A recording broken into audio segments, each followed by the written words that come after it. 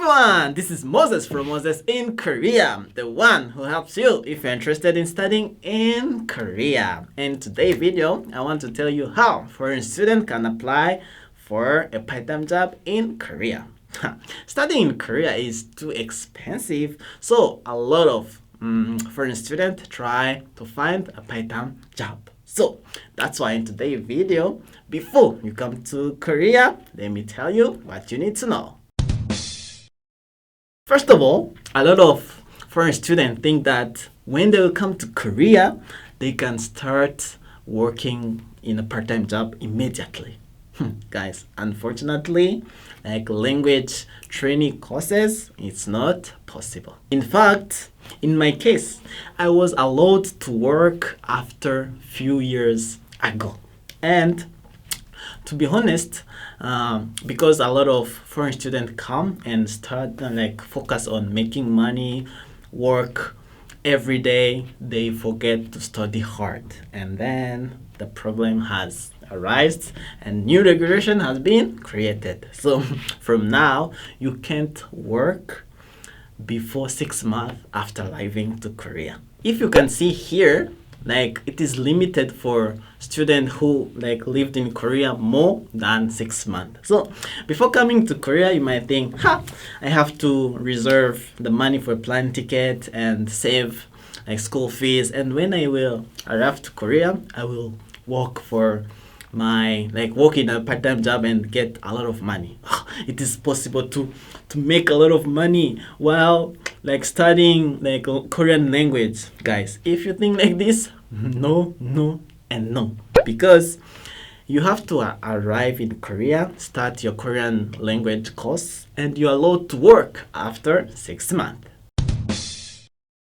The second thing you must know, depending on your Korean proficiency, it determines the number of hours you can work.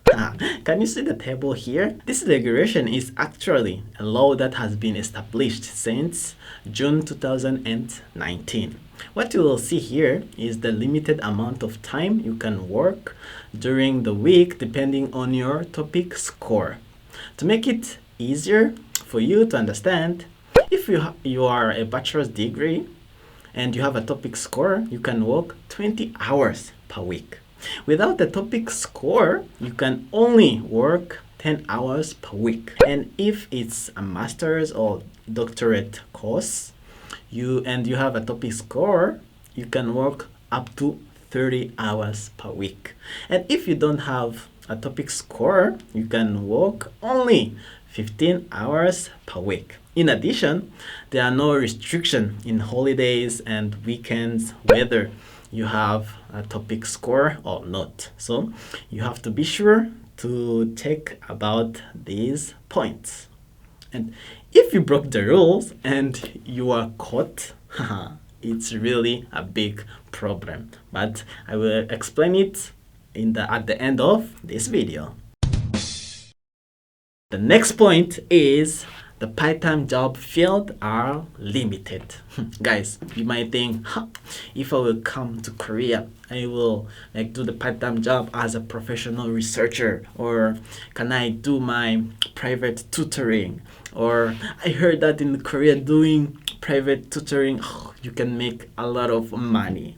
Guys, if you think like this, sorry, because unfortunately, foreign students, they have a limited field where they can work. Only the part shown here in the table is allowed. For example, you can work in a restaurant, work in a convenience store, work as ordinary interpreter or translator, but you might think because the translation and interpretation is allowed, you can do some private tutoring as well. No. As you see here, tutoring is not applicable. It says that it is strictly limited. Many foreign students are punished for not knowing this. So be sure to check it out. Guys, you have to get a good grade, because if you don't have good grade, you are not allowed to work. As if you see the table here, Like if the attendance is less than 70% or your GPA is C or less than C, which is 2.0, guys, it's really hard. And to be honest, it's not only being hard, it's serious. Because if your attendance is less than 70% and your GPA is less than C or 2.0, while extending your visa, they will give you 6 months instead of 1 year, and you will have to write a letter of apology saying why you didn't have good grade in this semester and how you will improve your grade in the next semester. And the fifth point is the things to apply in advance. Guys, this point is really, really important. And look here. This is the employment process for foreign student. You must follow this procedure, and let's take a convenience store as an example. First, tell the owner of the convenience store that you want to get a job. Then after writing the contract, you have to go to the school international student manager and tell him, I got a job. This is the contract. Please help me to take care of it. And you will have to report it by yourself on the site called Hi Korea. So guys, you must go through all these procedures to avoid any problems. Please follow the procedures. What happens if you break the rules? It's simple. If you violate the law once, you will spend the whole year, 1 year, without working. And if you break the rules 2 times, you will stop working for 2 years. And if you violate the rule again 3rd times, you will not be allowed to work during the whole time, while studying here in Korea.